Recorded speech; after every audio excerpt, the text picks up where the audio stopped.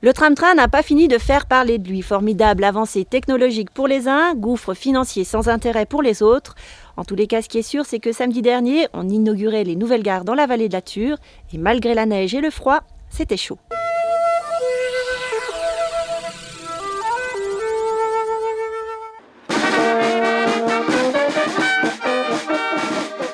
À chaque nouvel arrêt, une fanfare, mais à la halte de Tannes-Saint-Jacques, une belle cacophonie. Les musiciens tentent de mettre la bonne mesure, pendant que les manifestants de Thur Écologie Transport s'époumonnent contre la prochaine desserte de la vallée. Avant que le train inaugural ne laisse apparaître le bout de son nez, avec déjà du retard, et ne soit bloqué, les opposants occupent les rails malgré les gendarmes présents. Non, foutez-nous la paix. Restez correct s'il vous plaît, parce que moi je vais pas rester correct trop longtemps, d'accord? Soit vous restez sur le côté, ou alors vous venez avec moi dans le véhicule bleu, d'accord? On restera là, monsieur. On restera là. Soit vous venez... C'est pas ce qu'on vous dit. Au contraire, c'est pour votre sécurité. Montez s'il vous plaît, madame. Ne nous obligez pas à vous y contraindre. C'est quand même ridicule. C'est ridicule. Allez. Voilà. La question bien. Restez en haut. À partir du 12 décembre, date de mise en service du tram-train, les TER se disputeront la ligne avec les nouvelles rames jusque Tannes. De cette ville à Mulhouse, le passage obligé par les nouvelles gares de l'agglomération mulhousienne apparaît comme un handicap aux manifestants.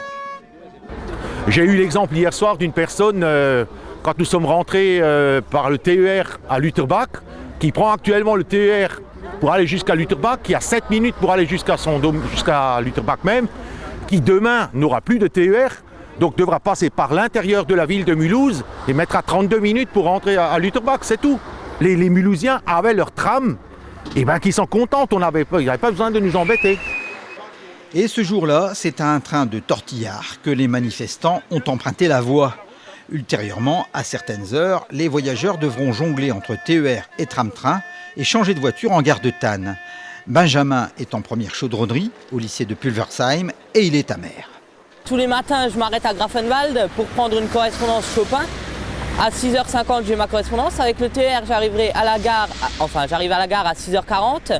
Et à partir du 12 décembre, quand on aura le tram-train dans la vallée, je devrais me lever à 3h30 à la place de 5h pour le moment, pour prendre le tram, arriver à Grafenwald à 5h45, avoir 1 heure de flottement pour pouvoir prendre mon Chopin, puisque entre, il n'y a pas de tram qui s'arrête à Grafenwald. Pour moi, c'est pas un progrès, c'est un pas en arrière. Un cahier de doléances a été remis aux officiels. Ces derniers ont regretté que les manifestants s'attachent aux détails plutôt qu'à l'essentiel. C'est naturellement un magnifique outil de développement local, un magnifique outil qui va permettre de booster les transports collectifs ici sur ce territoire.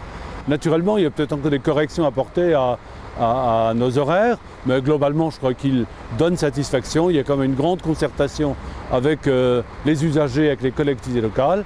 Il reste un problème qui est peut-être plus important que les horaires, c'est celui du temps de fermeture des barrières. Là, il y a encore une solution à trouver pour éviter les embarras de la circulation automobile, notamment sur la RN 66.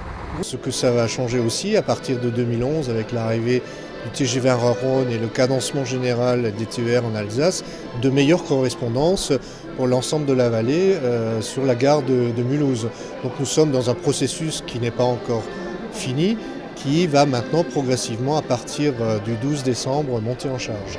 Pour le vice-président de région, la porte n'est pas fermée. Des aménagements sont envisageables à l'issue des premiers mois de fonctionnement.